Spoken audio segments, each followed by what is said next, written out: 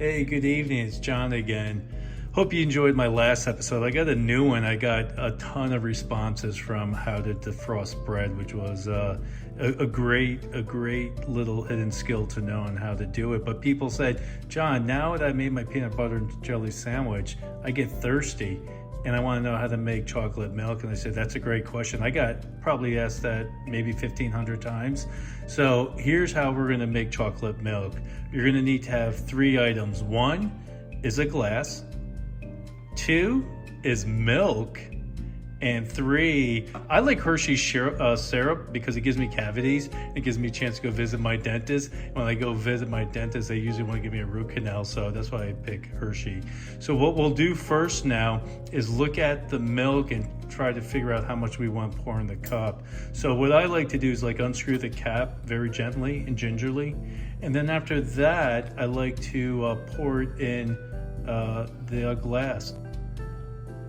So now, when I pour it in the glass, if you notice, I use a very gingerly technique so I don't spill any. Watch how it goes in there.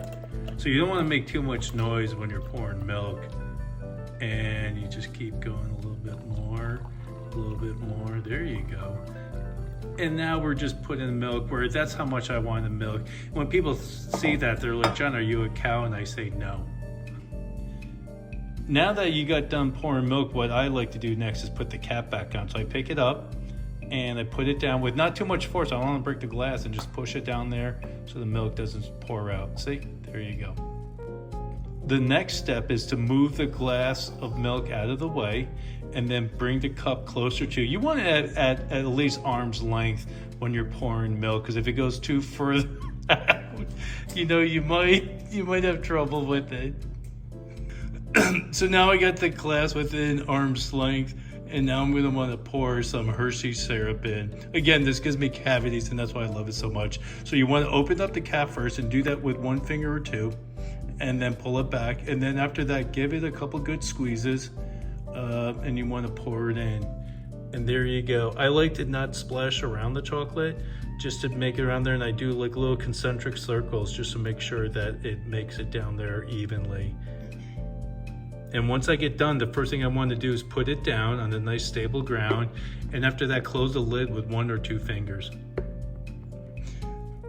Now I got done pouring the Hershey syrup in the milk. And now I'm going to have to use a spoon. So if you have it, grab that one. Oh, and by the way, I got another ask from friends saying, John, when you do your plates and cups and forks and knives, how do you take out your utensils from the dishwasher? And that's the next coming up episode where I'm going to show you how to take out utensils from a dishwasher, but that's next week. So this week what we're going to do now is just put the spoon in the cup, and we're going to mix it in concentric circles. I like to go concentric because instead of the moon going around the earth, I'm having the earth go around the moon, if that makes sense. And if you notice my technique, it's very, very steady, and it's very consistent. And right now I'm moving that syrup around in a concentric way, kind of like the stars, but just think, instead of the sun going around the earth is going around the sun. So that's what we're doing right here. Thank you.